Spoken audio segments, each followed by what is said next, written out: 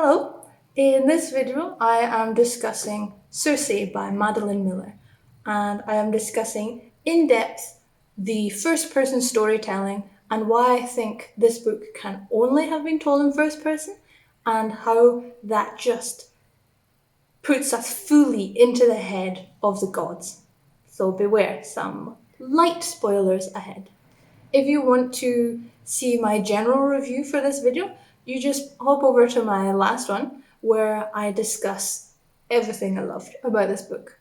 But to recap, this is a book about the lesser Greek god Circe, who's a nymph, and her dad is Helios, the god of the sun. The novel is told primarily through Circe's thoughts. There's quite minimal dialogue because she's been banished. So this lack of dialogue reflects her banishment and also her loneliness. The narrator in a book, I would generally view them as the most powerful character in the story because they control what you see, they control how you see it. So if this book had been told through a third person narrator, then there's nobody powerful enough that could narrate the story of a god.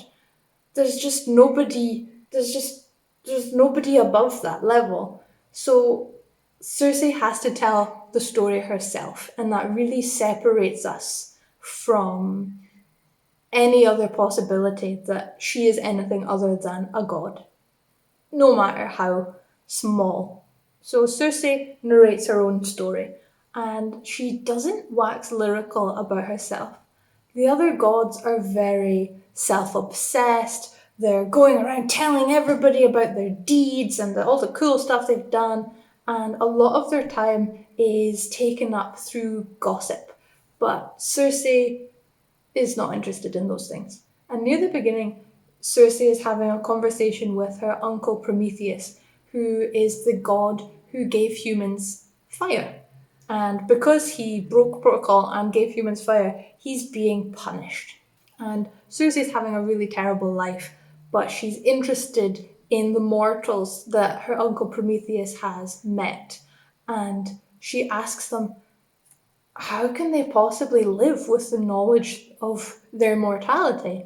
And her uncle Prometheus replies quite simply is, they bear it as best they can. And that is how Circe's narration carries you through the book, is she bears her troubles as best as she can. Because a lot of the time, she doesn't have very many options other than to just put a brave face on. And this statement doesn't carry much weight until we get to about the middle of the book and Circe repeats this phrase to, I forget who. She repeated it to somebody. And then all of a sudden you realise, because you've been with her through her banishment, through her brother abandoning her, through her whole family abandoning her, and she says, we bear it as best we can. And then you just understand that why she hasn't raged or wept or turned into a stone, because she is just bearing it as best she can. She has learned to deal with her pain.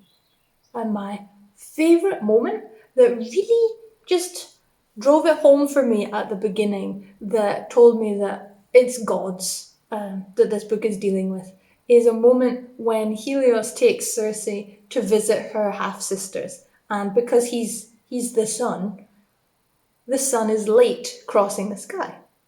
And in the mortal world, the astronomers who make it their job to study the sky have a bad habit of being executed by their kings and queens because their predictions about the sun were wrong. And Circe asks her dad, once she learns of this, Father, are we late enough to kill astronomers today? These characters literally control the sun. By the time we get to the middle of the book, she's been banished for so long that you kind of forget that she's a god and that that's where she comes from. And she takes a moment to describe the nymphs that she grew up with, the beautiful, immortal nymphs, and how they're viewed as brides, but the world doesn't really see them that way. But she doesn't describe them as them.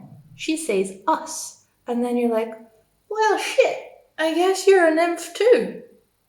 And you realize the hopeless position that these lesser gods are put in because they have power, but they don't have enough power to deal with the terrible, abusive, immortal loop that they're stuck in. And the closeness afforded by the first person narrative at times allows us to really understand that Circe is a god, but it also makes us forget when she's just like, oh yeah, that thing happened. If it were told in third person, it would almost be like her deeds were being bigged up. But the first person is told so simply that we just accept these things as having happened in her life and we don't question it. The first person just strips all glamour from anything that could be cool. And this is really illustrated when her son has a conversation with her towards the end, and he finally realizes who she is, and then he's like, oh my god, you're related to this person? You did this thing? You were there when this thing happened? And then you're like, oh yeah, she did all this cool stuff. And oh yeah, that's right, I forgot about that. And then you realize that, I guess she's pretty cool. And when you pause to think about these things, you suddenly realize that they're almost impossible to believe. And it takes an outside perspective to bring it home for you. And that little scenario is just this book in a nutshell, is just beautifully understated. Thank you for joining me in my in-depth review of the use of first person in Circe by Madeline Miller, and I hope you will join me in my next video where I do the booktube / authortube newbie tag. But until then, I'll see you in the comments.